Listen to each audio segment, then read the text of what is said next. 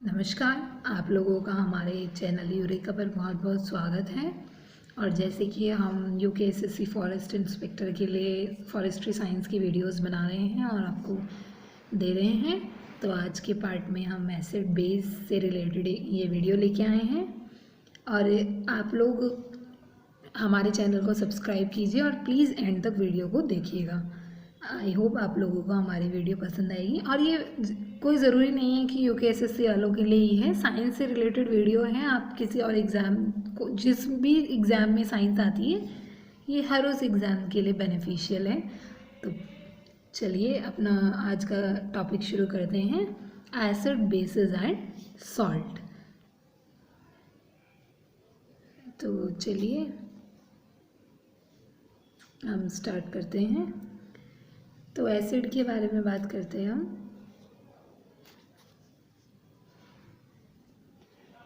ठीक है,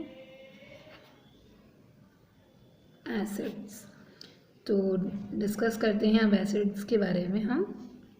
जो टर्म एसिड है in fact comes from a Latin term acid which means sour. एक लैटिन टर्म है, उससे हमने ये टर्म ली है।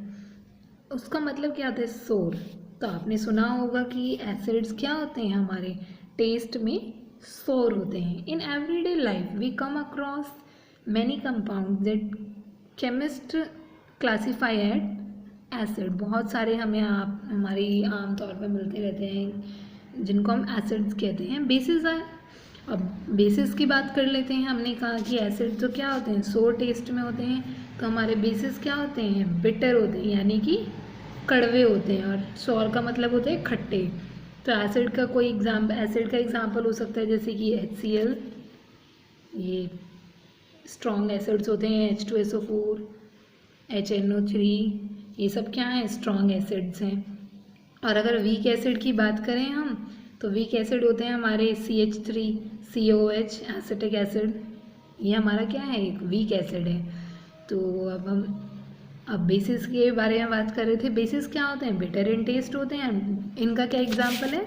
मिल्क ऑफ मैग्नीशिया एक इनका एग्जाम्पल ले सकते हैं हम। और इनके जैसे स्ट्रॉन्ग बेस और स्ट्रॉन्ग वीक बेस की अगर हम बात करें तो KOH और NaOH, ये क्या हैं? ये तो हैं हमारे स्ट्रॉन्ग बेस।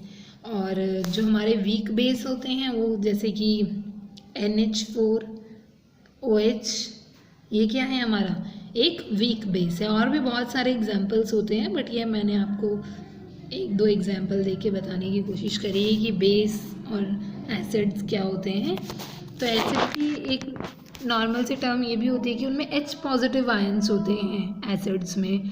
और हमारे जो बेसिस होते हैं उनमें हमारे OH नेगेटिव आयंस होते हैं। जो एसिड होते हैं उनमें होते क्या होते हैं? H पॉजिटिव आयंस, और हमारे बेसिस में OH नेगेटिव आयंस। और एसिड क्या करते हैं? हमारे ब्लू लिटमस को रेड करते हैं, और बेसिस क्या करते हैं? हमारे रेड लिटमस को ब्लू करते हैं। ठीक है, अब आगे चलते हैं कि सॉल्ट क्या होते हैं। Salts also have wide applications. For example ammonium chloride is used as electrolyte in dry cells, sodium bicarbonate. ये तो सब एग्जाम्पल्स हो गए। पहले हम बताते हैं कि सॉल्ट होते क्या है। जब हम एसिड को बेस के साथ मिक्स करते हैं तो जो हमें मिलते हैं, एक न्यूट्रलाइजेशन रिएक्शन होती है, उसको हम क्या कहते हैं? उससे जो फॉर्म होता है वो होता है सॉल्ट फॉर्मेशन होता है। और सॉल्ट के साथ हमें क्या मिलता है? वाटर मिलता है, H2O। ठीक है, तो जिससे यहाँ से हमारे सॉल्ट फॉर्म होते हैं। जो सॉल्ट है बहुत सारी जगह वाइड एप्लीकेशंस होती हैं सॉल्ट की, जो यूज़ होते हैं अलग अलग जगह पे। तो मेनली कहाँ? अमोनियम क्लोराइड जो है वो is used as electrolyte in dry cells, dry cells में यूज़ होती है। और सोडियम बाइकार्बोनेट क्या होते हैं? जैसे बेकिंग पाउडर, ये कहाँ यूज़ होता है? मैन्युफैक्चर ऑफ ग्लास में। ठीक है, तो चलिए आगे चलते हैं। हम कुछ प्रॉपर्टीज़ पढ़ लेते हैं एसिड और बेसिस की, कि उनकी प्रॉपर्टीज़ क्या होती हैं। तो पहली प्रॉपर्टीज़, केमिकल प्रॉपर्टीज़ पढ़ते हैं एसिड्स की। तो एसिड की केमिकल प्रॉपर्टी में इनका एक्शन देख रहे हैं हम कि इनका एक्शन क्या होता है मेटल्स के साथ। Metals generally react with dilute acid to form their respective salt and hydrogen. अगर मेटल को हम एसिड के साथ रिएक्ट कराएंगे, अभी हमने कहा एसिड जब बेस के साथ रिएक्ट करता है तो सॉल्ट मिलता है, जब एसिड मेटल के साथ रिएक्ट करता है तो हमें सॉल्ट और हाइड्रोजन मिलता है। अभी हम उसमें हमें वाटर मिल रहा था, ठीक है। तो अब सेकेंड है हमारे पास action with metal oxide. Metal oxide के साथ अगर हम देखें कि क्या होता है, जब बेसिक ऑक्साइड को हम एसिड के साथ रिएक्ट करते हैं तो हमें क्या मिलता है, सॉल्ट प्लस वाटर। और ये क्या होती है, न्यूट्रलाइजेशन रिएक्शन होती है। जो सॉल्ट का फॉर्मेशन होता है और उसमें हमें सॉल्ट और वाटर मिलता है अगर, तो उस रिएक्शन को हम क्या कहते हैं, न्यूट्रलाइजेशन रिएक्शन, ठीक है। जब भी हमें प्रोडक्ट में सॉल्ट और वाटर मिले तो उन रिएक्शंस को न्यूट्रलाइजेशन रिएक्शंस कहते हैं। तो जब ये आपको समझ आ गया, अब थर्ड पॉइंट पढ़ते हैं, action with metal carbonates and metal hydrogen carbonates.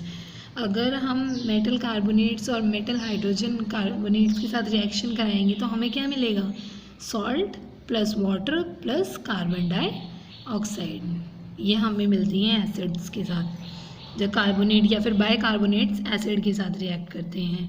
तो चलिए आगे चलते हैं। अब बेसिस की कुछ प्रॉपर्टीज़ डिस्कस कर लेते हैं हम। Reaction of metals with basis, अभी हमने पढ़ा पीछे कि रिएक्शन जब एसिड रिएक्ट करते हैं तो क्या बनता है। अब हम देख रहे हैं कि बेसिस अगर रिएक्ट करें मेटल्स के साथ तो क्या मिलता है हमें। मेटल्स जैसे जिंक, एल्यूमिनियम, ये क्या करते हैं, डिज़ोल्व हो जाते हैं NaOH में to liberate hydrogen gas. Hydrogen gas को लिबरेट करने के लिए एक रिएक्शन हमने करके दिखाई है। जब जिंक को हम NaOH के साथ रिएक्ट करेंगे तो हमें क्या मिलेगा, सोडियम जिंकेट। और क्या कौन सी गैस लिबरेट हो रही है, हमने कहा ना कि हाइड्रोजन गैस लिबरेट होती है जब मेटल्स बेसिस के साथ रिएक्ट करते हैं तो हाइड्रोजन गैस लिबरेट होती है। और यहाँ पे हमें प्रोडक्ट में क्या मिला है, सोडियम जिंकेट और हाइड्रोजन। चलिए अब एसिड के साथ देख लेते हैं कि क्या होता है। एसिड के साथ तो कोई न्यूट्रलाइजेशन रिएक्शन होती है, अभी हमने बताया। Bases combine with acids to form salt and water, और इसको क्या कहते हैं, न्यूट्रलाइजेशन रिएक्शन कहते हैं। जब बेस एसिड के साथ रिएक्ट करते हैं और सॉल्ट और वाटर बनाते हैं तो उसको हम न्यूट्रलाइजेशन रिएक्शन कहते हैं। Non-metallic oxide react in the same way, hence non-metallic oxide are acidic in nature। जो non-metallic oxide क्या होती हैं, वो acidic in nature होती हैं। चलिए आगे चलते हैं। अब बात करते हैं कुछ strength of acid and bases की। Strength of an acid or base can be easily estimated by making use of universal indicator, which is a mixture of several indicators. The universal indicators show different colors at different concentration of hydrogen ions in solid। तो जो strength of acid और base होती है उसको हम estimate कर सकते हैं यूनिवर्सल इंडिकेटर की सहायता से। तो यूनिवर्सल इंडिकेटर क्या होता है, पीएच स्केल। पीएच क्या होता है, पीएच का मतलब क्या होता है, पीएच होता है potential of hydrogen. PH stands for potential of hydrogen. It is the amount of hydrogen ion in a particular solution. इससे क्या पता चलता है, हाइड्रोजन के आयन्स कितने हैं एक पर्टिकुलर सॉल्यूशन के अंदर। मेनली क्या बात करता है, पीएच। पीएच बात करता है, ये स्ट्रेंथ बताता है एसिड और बेस की, ठीक है। तो ये एक पीएच स्केल होता है हमारे पास। पीएच स्केल कहाँ से कहाँ तक होता है, पीएच स्केल में बहुत सारी 0 to 14 तक होता है, ठीक है। जिसमें कि 0 to 7 तो हमारे क्या होते हैं, एसिड्स होते हैं, ये हमने दिखाया है, ठीक है। और जो हमारे होते हैं फिर 7 से 14 तक होते हैं वो हमारे बेसिस होते हैं। 8 से 14 तक वो हमारे बेसिस होते हैं, ठीक है। और जो बाद में जो हमने कहा कि न्यूट्रल होता है, एक न्यूट्रल सॉल्यूशन कहाँ होता है हमारा, pH इक्वल टू 7 पे हमारा न्यूट्रल सॉल्यूशन, ना एसिड होता है या ना बेस होता है। और इसका वो क्या है, वाटर होता है ये, H2O, यानी कि वाटर का क्या pH वैल्यू होती है 7, और जितने भी ऊपर होंगे 7 से यानी कि 6 तक वो सारे एसिड्स होंगे, और बाद में जितने होंगे 7 से वो सारे बेसिस होंगे। अब यहाँ पे हमने कुछ डिस्कस कर रहे हैं कि डेली लाइफ में किनकी pH वैल्यू कितनी होती है, तो डिस्कस कर लेते हैं कि ब्लड की pH वैल्यू कितनी होती है। ब्लड की pH वैल्यू होती है 7.4, 7.3 और 7.4 के आसपास होती है। Values of blood pH greater than 7.8 और less than 6.8 often result in death. अगर इसके बीच में होती है तो डेथ हो जाती है, अगर इससे कम, मतलब कहते हैं ना pH वैल्यू कम हो रखी है, pH कम हो रखा है बॉडी का। तो अब बात करते हैं एसिड रेन की। When pH of rain water is less than 5.6, जब pH वैल्यू 5.6 से कम होती है तो उसको क्या कहते हैं, एसिड रेन। तो वो एसिड रेन की होती है। तो चलिए आगे चलते हैं और एक दो देख लेते हैं। pH in are digestive system, हमारे जो बॉडी में डाइजेस्टिव सिस्टम होता है उसका pH कितना होता है। We know the hydrochloric acid produce in our stomach help in digestion of food without harming stomach. ये क्या होता है, जो HCl होता है ना, ये हमारी बॉडी में हेल्प करता है डाइजेशन करने के लिए फूड्स की, हमारे स्टमक को हार्म नहीं करता है ये। However, excess of acid causes indigestion and leads to pain as well as irritation. तो अगर हमारी बॉडी के अंदर हम ज़्यादा एसिड हो जाएगा तो उससे क्या हो जाएगा, इंडाइजेशन होता है और पेन होता है हमारी बॉडी में, इरिटेशन होती है। तो इससे बचाव के लिए हम एक बेस का इस्तेमाल करते हैं, उसको कहते हैं हम एंटासिड्स। ठीक है, तो चलिए pH ऑफ सॉइल की बात करते हैं। For their healthy growth plant required a specific pH। एक हेल्दी ग्रोथ के लिए प्लांट्स को भी एक स्पेसिफिक pH की ज़रूरत होती है। Soil which high peat content और आयरन मिनरल्स और with rotting vegetation tend to become acidic, तो वो क्या हो जाते हैं, एसिडिक बन जाते हैं। And the soil pH can reach as low as 4, और इसका pH क्या हो जाता है, कम से कम 4 तक हो जाता है और एसिडिक हो जाती है, मतलब सॉइल बहुत। चलिए आगे चलते हैं। pH changes as the case of tooth decay. Tooth decay में भी बहुत इंपॉर्टेंट रोल है pH का। Tooth decay starts when the pH of mouth is lower than 5.5। Tooth decay हो जाता है, यानी कि हमारे दांत खराब होने शुरू हो जाते हैं अगर हमारे दांतों का pH 5.5 से कम होगा। Self defence by animals and plants through chemical warfare, bee sting leaves an acid formic acid और methanoic acid which causes pain and irritation. Use of mild base like baking soda and stung area gets relief. जो ये यहाँ पे है कि animals कैसे बचाते, जो बी स्टिंग होती है बहुत बार पूछा जाता है कि उसमें कौन सा एसिड होता है, उसमें फॉर्मिक एसिड होता है या फिर उसका हमारा दो एक और नाम मेथोनिक एसिड भी है, HCOH की बात कर रहे हैं हम, फॉर्मिक एसिड। ये क्या करता है, पेन होता है जब मधुमक्खी काट लेती है, तो उससे बचाव के लिए भी हम एक माइल्ड बेस का इस्तेमाल करते हैं जिसको हम क्या कहते हैं, बेकिंग सोडा, और उससे क्या होता है, हमें उस पेन से रिलीफ मिल जाता है। चलिए आगे चलते हैं। अब सॉल्ट के बारे में थोड़ा सा डिस्कशन कर लेते हैं। वैसे हमने पीछे डिस्कस कर लिया थोड़ा सा, पर फिर भी। Salt is an ionic compound which dissociate to yield a positive ion other than hydrogen ion and negative ion other than hydroxyl ion. तो ये कि वो क्या कर सकता है कि हाइड्रोजन आयन या फिर H पॉजिटिव या फिर OH नेगेटिव आयन रिलीज करते हैं।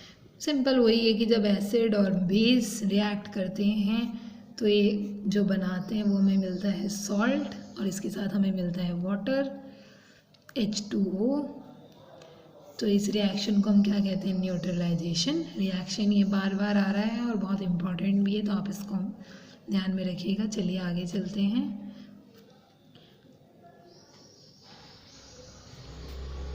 अब हमारे पास क्या है, some important examples of acid bases and salt. हमारे पास कुछ एग्जाम्पल्स हैं एसिड बेसिस और सॉल्ट के, तो जिसमें हमारा सबसे पहला है कास्टिक सोडा। कास्टिक सोडा ये वैसे भी बहुत बार पूछ लेते हैं कि कास्टिक सोडा का नॉर्मल वो क्या है, सोडियम हाइड्रोक्साइड होता है कास्टिक सोडा ही, उसको NaOH से रिप्रेजेंट करते हैं हम।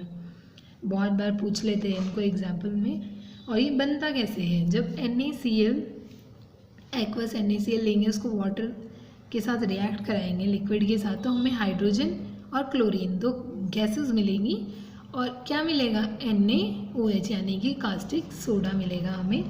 कहाँ यूज़ होता है हमारा कास्टिक सोडा, ठीक, ये एक NaOH क्या है, एक बेस है, ये याद रखिएगा। तो उससे हमें क्या मिलता है, 2NaOH, ठीक है।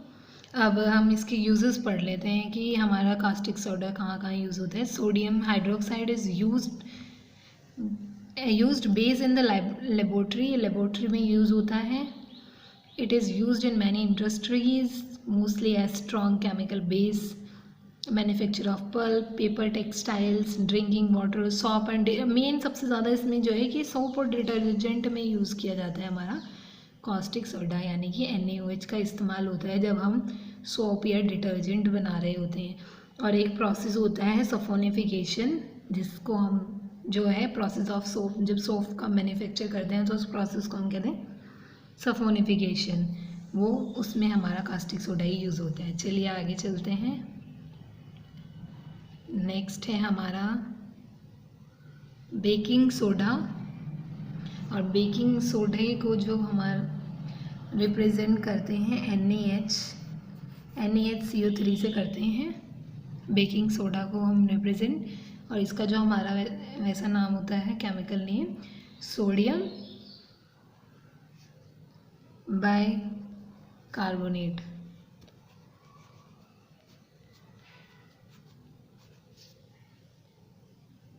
ठीक है। और इसकी ये रिएक्शन जो है यहाँ पे गिवन है कि ये बनता कैसे है, NaHCO3 कैसे बनता है, जब NaCl वाटर के साथ रिएक्ट करेगा और कार्बन डाइऑक्साइड के साथ रिएक्ट करेगा अमोनिया के प्रेजेंस में, तो हमें क्या मिलेगा, NH4Cl और NaHCO3, ठीक है। और अगर NaHCO3 को हम हीट कर देंगे तो हमें क्या मिल जाएगा, Na2CO3, ठीक है। Na2CO3 अभी हम आगे पढ़ेंगे होता क्या है, ये वॉशिंग सोडा होता है Na2CO3। तो अगर हम बेकिंग सोडा को हीट कर देते तो हमें वो मिल जाता है, और इसके साथ में H2O और कार्बन डाइऑक्साइड भी मिलेंगे। तो कहाँ कहाँ यूज़ होता है अब ये पढ़ लेते हैं। हमारा बेकिंग सोडा बेकिंग पाउडर में the most practical use of baking soda is a leavening agent in baking में यूज़ करते हैं सबसे ज़्यादा। तो इसको ये एक एंटी एसिड की तरह भी यूज़ होता है बेकिंग सोडा, ये हमने अभी पढ़ा था कि अगर आंट काट लेती है तो फिर क्या करते हैं हम। Baking soda react with acid due to its alkaline nature and neutralize acidity को न्यूट्रलाइज करता है। तो चलिए आगे चलते हैं। फायर एक्सटिंग्विशर में भी यूज़ होता है, it is used in soda acid fire extinguisher में यूज़ करते हैं हम इसको। चलिए आगे चलते हैं। अब है हमारा नेक्स्ट वॉशिंग सोडा। और वॉशिंग सोडा का फॉर्मूला क्या है, Na2CO3.10H2O, और इसको हम क्या कहते हैं, सोडियम कार्बोनेट, ठीक है। और ये हमें कब मिलता है सोडियम कार्बोनेट, जब हम सोडियम कार्बोनेट को, अब हमें it is also basic salt, ये भी क्या है, एक बेसिक सॉल्ट है। और ये हमने बता ही दिया कि कहाँ से, पीछे बताई थी रिएक्शन कहाँ से फॉर्मेशन होता है इसका। Sodium carbonate can be obtain by heating baking soda को जब हम हीट करते हैं तो हमें ये मिल जाता है। Recrystallisation of sodium carbonate gives washing soda, और अगर हम इसको रिक्रिस्टलाइज करेंगे तो फिर से हमें वॉशिंग सोडा मिल जाता है, ठीक है। ये रिएक्शन है कि सोडियम Na2CO3 लिया हमने, उसको 10H2O के साथ रिएक्ट कराया तो Na2CO3.10H2O हमें यानी कि वॉशिंग सोडा मिल जाएगा। सोडियम कार्बोनेट को हम वाटर से रिएक्ट कराएंगे। कहाँ कहाँ यूज़ होता है, ये यूज्ड होता है ग्लास इंडस्ट्रीज़ में, सोप में, पेपर इंडस्ट्रीज़ में, ये भी डिटर्जेंट बनाने के लिए यूज़ होता है एक तो। And removing permanent hardness of water, और कहाँ use, permanent hardness of water को रिड्यूस करने के लिए, रिमूव करने के लिए यूज़ होता है।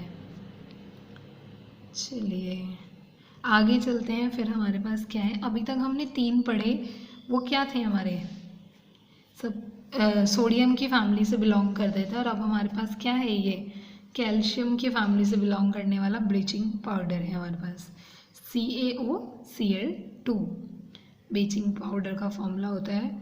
ये येलोइश पाउडर होता है with the smell of chlorine, और इसमें क्या होती है, स्मेल होती है क्लोरीन की, और ये वाइडली यूज़ होता है for water treatment and as a bleaching agent की तरह यूज़ करते हैं, और वाटर ट्रीटमेंट के लिए यूज़ करते हैं हम इसको।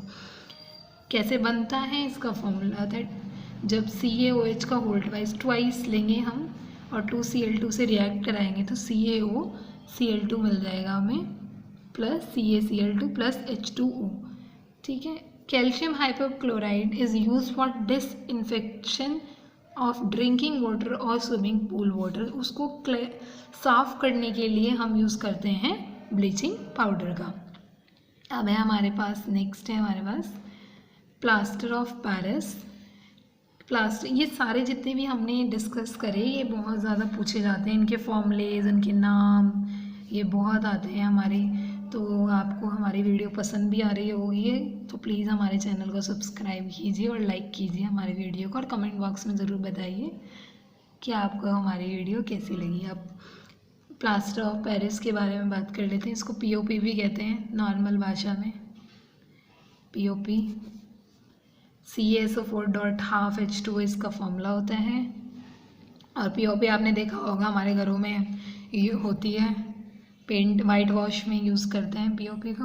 बनती कैसे है POP, CaSO4.2H2 लेंगे, उसको हीट करेंगे तो हमें क्या मिल जाएगा, POP मिल जाएगी। CaSO, ये क्या है, CaSO4.2H2, ये क्या है, जिप्सम,